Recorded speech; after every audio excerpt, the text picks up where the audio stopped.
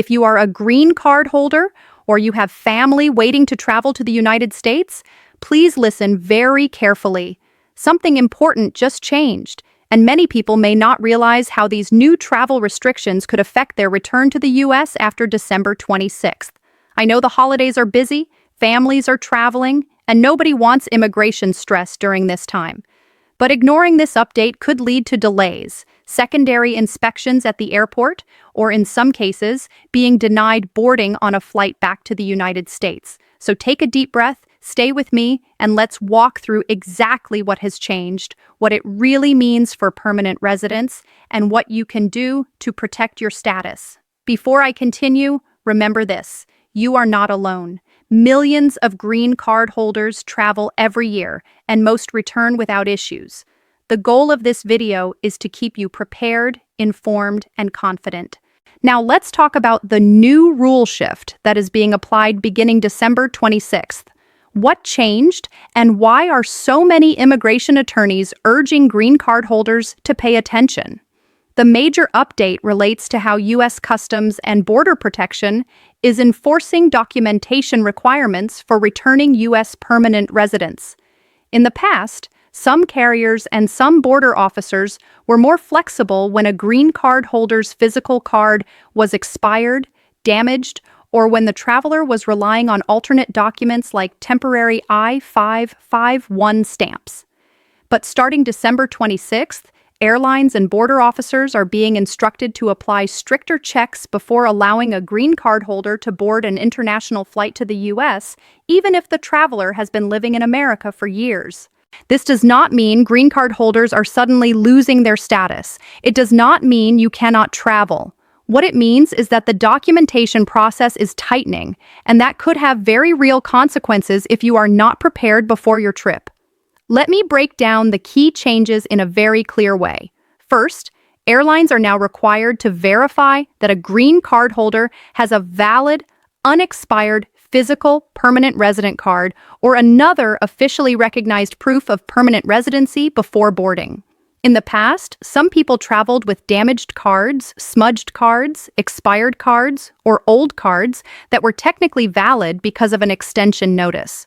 Under the new guidelines, an airline may refuse boarding if the card does not clearly show identity, validity, and permanent resident status. Second, if your green card is expired, but you also have an I-797 extension letter from USCIS, airlines may ask to see both documents, and they may take extra steps to confirm authenticity. This could mean longer check-in times or being asked additional questions. Even though the extension letter legally extends the validity of your green card, not all airline staff are fully trained to understand U.S. immigration documents. The new rules encourage carriers to be more cautious, and that can impact your travel plans. Third, border officers at U.S. airports are being instructed to conduct more thorough secondary inspections for travelers who have been outside the United States for extended time. For example, if you stayed abroad for more than 6 months, you may be asked to explain your ties to the U.S., where you live, where you work, and why your trip was long. If you stayed more than a year outside the U.S. without a re-entry permit, your situation becomes more serious because the officer may question whether you intended to abandon your permanent residence. The December rule shift does not create new laws, but it increases the enforcement of existing rules that were previously applied more loosely. Let's look at a simple example to make this clearer. Imagine a permanent resident named Maria, who has lived in the U.S. for 5 years. Her green card expired 3 months ago, but she received a 12-month extension letter from USCIS while waiting for her renewal to be processed. Last year, she traveled internationally with just her expired card and the extension letter, and the airline let her board. This year, under the new post-December 26th instructions, the airline staff checks her documents more closely. They notice the physical card is scratched and the photo is faded. Because of this, they decide to call a supervisor to verify whether she can still board. Maria is allowed on the flight, but she experiences a 1-hour delay and a lot of stress. Under the stricter rules, if the card had been more damaged or unreadable, she might have been denied boarding entirely. Here's another example. Let's say someone named Ahmed traveled abroad to visit family and ended up staying for 8.5 months due to medical reasons. Under the law, staying outside the U.S. for more than 6 months can trigger additional questions about whether you still maintain your permanent residence here. With the new enforcement guidelines, border officers are more likely to send Ahmed to secondary inspection, ask for proof of his ties to the U.S., and review his travel history carefully. He may still be admitted, but he needs evidence of his intent to live permanently in America, things like a lease, job, tax records, or proof that his long trip was temporary. For many people, these checks will be simple and routine. But if you are not prepared, they can become stressful very quickly. The big question now is, what should green card holders actually do? The first and most important step is to check your physical green card. Make sure it is not expired, not peeling, not damaged, and the photo is clearly visible. If your card expires soon, file your renewal as early as possible. If you already have a renewal pending, always carry your extension notice together with your physical card. The second step is to avoid international travel if your card is lost.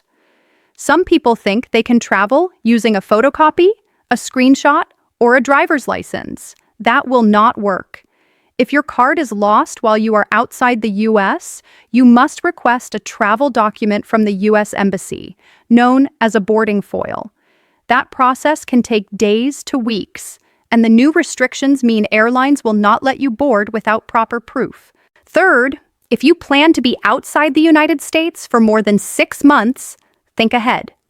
Keep clear proof of your U.S. home, your job, your medical insurance, school enrollment for your children, or anything else that demonstrates your permanent ties. A green card does not give unlimited freedom to live abroad. The law expects you to maintain the United States as your primary residence. Fourth, if you have urgent travel plans, speak with an experienced immigration attorney before you leave. Even a short conversation can help you avoid mistakes that could create problems at the airport or at the border. Now, you might be wondering, why is this happening now, and why right after December 26th? Typically, the holiday season brings increased international travel, and that also increases document fraud, misuse of expired cards, and confusion about extension letters. By tightening these rules, the government and airlines aim to standardize the process and reduce mistakes. But unfortunately, that also means more responsibility falls on travelers to make sure everything is in perfect order. Let's take a moment to talk about one more important area: travel for conditional green card holders. If you have a 2-year conditional green card through marriage or investment, and your card is expired, but your I-751 or I-829 receipt automatically extends your status, you must carry both documents at all times. Under the new guidelines, airlines may refuse to board a conditional resident who does not have the original receipt notice that shows the extension. A photo on your phone is not always enough. And what about children with green cards? The rules apply to them as well. A child's green card must be valid and undamaged. If a child has been outside the U.S. for long periods, officers may question whether the family is still maintaining U.S. residence. I know this all sounds like a lot, but the purpose of this video is not to scare you. It's to protect you. The more prepared you are, the smoother your travel experience will be. Let's take a moment to review the practical steps you can take right now. Make sure your green card is valid and readable. Carry your extension notice if your renewal is pending. Avoid travel with damaged cards. Keep evidence of your ties to the United States if your trip will be long. And if you have any doubts, speak with a qualified immigration professional before traveling. Remember, these rules do not take away your rights as a permanent resident. They simply increase documentation checks. With the right preparation, you can travel confidently and return to the United States without unnecessary problems. If you found this information helpful, please subscribe to this channel, Legal Focus USA, for more immigration updates, legal guidance, and clear explanations to help you navigate the U.S. immigration system with confidence. Thank you for watching, and stay safe on your travels.